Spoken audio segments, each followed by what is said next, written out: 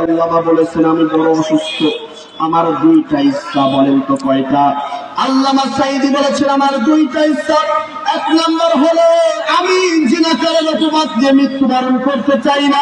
দুই নম্বর ইচ্ছা হলো আমাকে আবার জামিনে ছেড়ে দেন, কোরআনের ময়দানের ভিতরে আমি আবার মানুষদেরকে কোরআন কারীমের তাফসীর শোনাবো।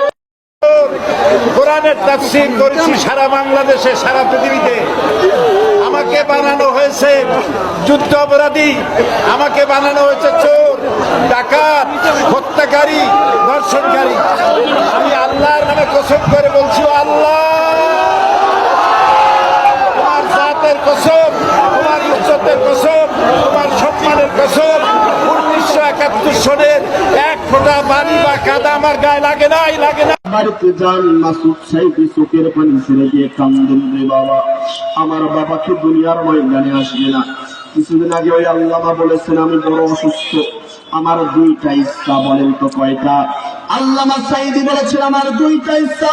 এক নম্বর হলো আমি জিনাকারের অপবাদ দিয়ে মৃত্যুবরণ করতে চাই না।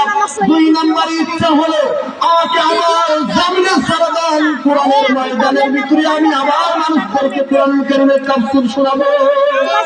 আমরা সকলে এই মাহফিল থেকে আল্লাহ রাব্বুল আলামিন তার দোয়াকে কবুল করে তাকে আবার কোরআনের ময়দানের ভিতরে কবুল করে।